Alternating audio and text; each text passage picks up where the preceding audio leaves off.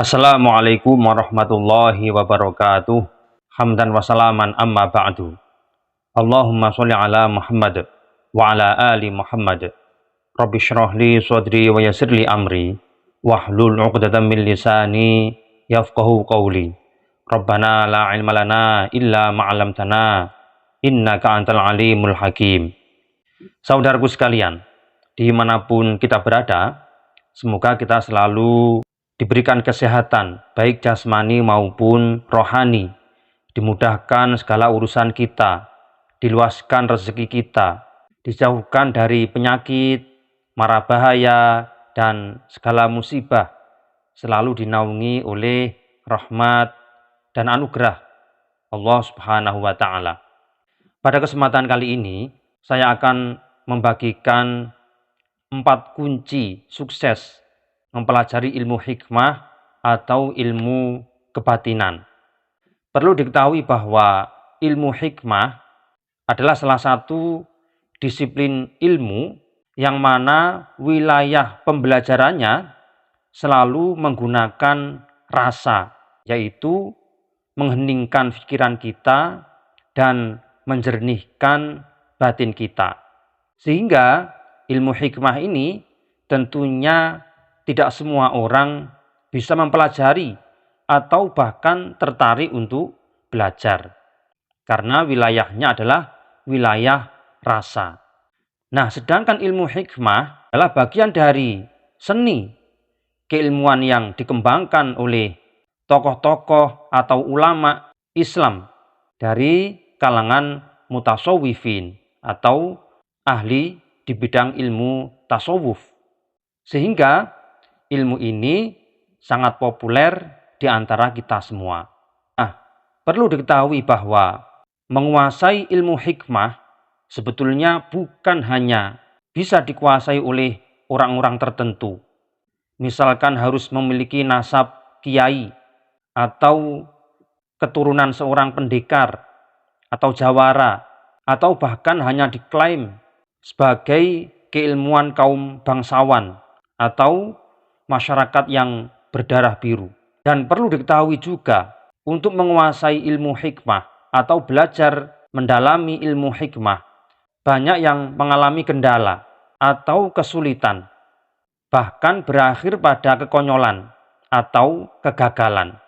Mereka tidak jarang mengeluarkan banyak uang, bahkan hingga puluhan juta, untuk belajar ilmu hikmah kemana-mana. Dari satu tempat ke tempat yang lain, dari guru satu ke guru yang lain, dari metode satu ke metode yang lain.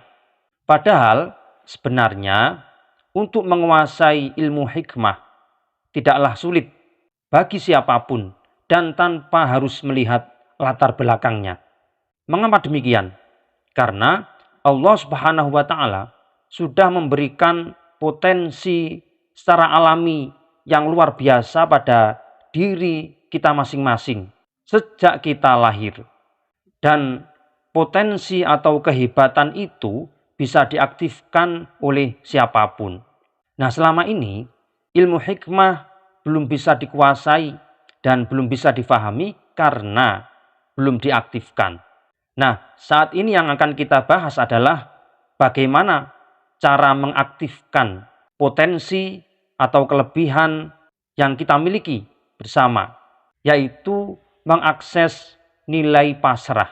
Oleh karena itu, seseorang yang berdoa atau bermeditasi atau membaca wirid dengan posisi pasrah, maka perbandingannya 200.000 kali lipat lebih cepat dan lebih berhasil dibandingkan dengan berdoa atau berzikir dengan keadaan sadar penuh tanpa adanya rasa pasrah dalam diri kita masing-masing. Dan ini bisa dibuktikan dengan menggunakan alat modern, yaitu yang disebut dengan alat EEG, alat untuk mengukur gelombang otak kita masing-masing. Nah, berikut ada 4 pasrah yang perlu kita fahami dan perlu kita amalkan, yaitu pasrah di sini artinya ikhlas. Yang pertama ada pasrah tubuh, kemudian pasrah pikiran, yang ketiga pasrah perasaan, dan yang keempat pasrah hati. Pertama, pasrah tubuh. Pada saat kita mengamalkan zikir tertentu atau amalan tertentu dari siapapun, yang jelas amalan tersebut bisa dipertanggungjawabkan, maka di saat kita mengamalkannya, tubuh kita harus merasa nyaman, santai, rileks. Nah, jika kita gambarkan, mirip dengan seseorang yang terhipnotis, seperti tidur, tapi tidak tidur. Atau mungkin seperti pada saat kita mulai awal tidur, mengantuk tapi belum tidur. Itulah posisi seperti itu namanya khusyuk. Nah, khusyuk seperti ini adalah pasrah tubuh. Nah, jika kita gambarkan, pada saat tangan kita angkat seperti ini, dan kita jatuhkan, maka tidak akan tertahan. Nah, ini menunjukkan bahwa fisik kita dalam keadaan lemas.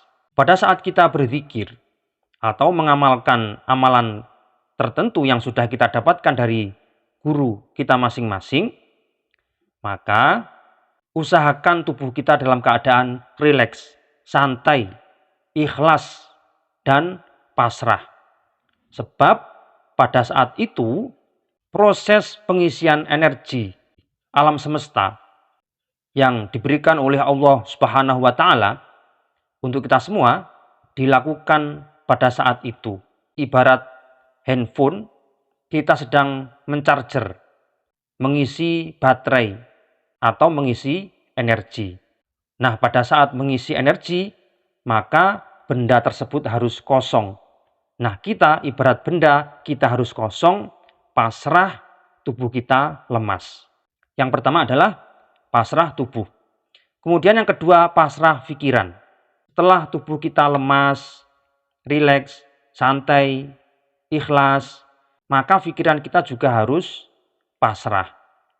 Arti dari pasrah pikiran berarti kita benar-benar nyaman, yaitu dalam kondisi pikiran di alam bawah sadar.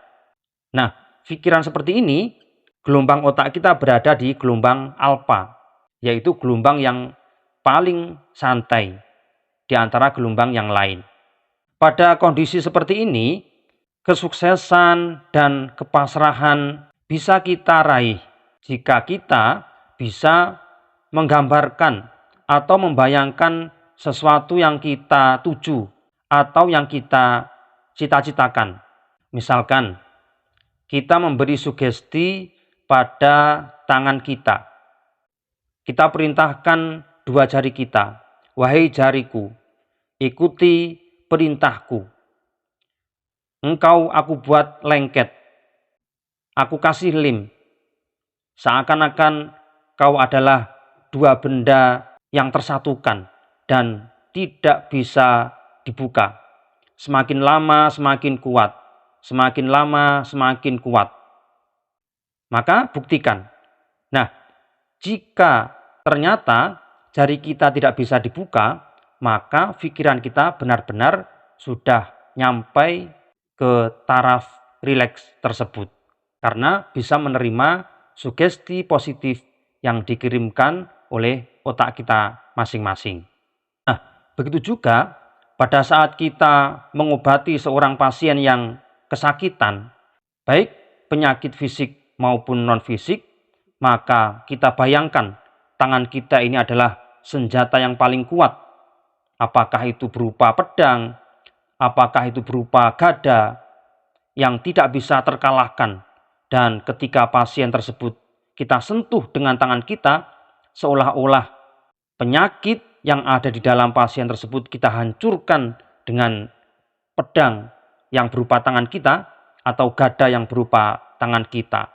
Nah, jika si pasien tersebut benar-benar terkena gangguan sihir atau terkena jin, maka dia akan teriak. Bahkan terkadang seperti suara sapi yang disembelih. Misalkan kita bacakan Allahu Akbar, dan kita membayangkan tangan kita sebagai pedang yang sedang menyembelih jin jahat, maka dia akan mengeluarkan suara seperti sapi yang disembelih. Nah, inilah reaksi dari rileks atau pasrah pikiran. Dan ini sangat penting dalam dunia ilmu hikmah. Kemudian yang ketiga, yaitu pasrah perasaan. Bagaimana kita mempraktikkan pasrah perasaan? Perasaan kita mantapkan. Jangan sampai muncul perasaan ragu sedikit pun dalam melakukan apapun. Amalan yang kita terima dari seorang guru ini adalah sebuah ikhtiar untuk mewujudkan atau untuk mencapai kesuksesan kita. Sehingga perasaan was-was atau keraguan ini harus kita buang jauh-jauh. Dan ini juga dijelaskan oleh Rasulullah Muhammad SAW dalam hadis qudsi bahwa Allah Subhanahu wa taala berfirman, yaitu ana inda dzanni abdi bi, yang artinya aku bergantung pada prasangka dan perasaan hambaku. Sehingga misalkan pada saat kita mengamalkan sesuatu, jangan sampai muncul perasaan apakah ini berhasil, apakah tidak. Ketika kita mengobati seseorang, apakah nanti bisa sembuh ataukah tidak. Hilangkan perasaan seperti ini. Karena pasrah perasaan ini merupakan kunci untuk mencapai kesuksesan dalam menguasai ilmu hikmah. Kemudian yang keempat, yaitu pasrah hati. Bagaimana praktik untuk pasrah hati? Yang pertama, kita tenangkan hati kita saat kita berzikir atau membaca amalan tertentu atau sedang bermeditasi. Kita yakini bahwa Allah pasti mewujudkan, pasti mengabulkan apa yang kita kehendaki, apa yang kita minta. Dengan kun fayakun, jadilah, pasti sesuatu tersebut jadi. Jangan sampai muncul ragu sedikit pun. Nah, untuk menguji kepasrahan hati kita, maka kita ibaratkan kita melempar benda dari atas ke bawah. Maka sedikit pun hati kita tak pernah ragu tentang benda tersebut pasti jatuh ke bawah. Nah, inilah yang disebut dengan pasrah hati. Saudaraku sekalian, itulah 4 pasrah yang harus kita lakukan pada saat kita mendalami atau menguasai ilmu hikmah. Dan ini semua harus kita lakukan dalam kehidupan sehari-hari. Jika dari keempat elemen tersebut, dari 4 syarat tersebut, ada yang hilang, maka energi yang akan masuk pada diri kita tidak akan maksimal. Karena proses 4 inilah yang disebut dengan ikhlas. Ikhlas berarti memenuhi 4 syarat tersebut. Nah, silakan diamalkan. Jika ada pertanyaan, silakan menghubungi nomor WA yang saya taruh di kolom deskripsi. Sekian, semoga bermanfaat. Wallahu a'lam bishawab. Assalamualaikum warahmatullahi wabarakatuh.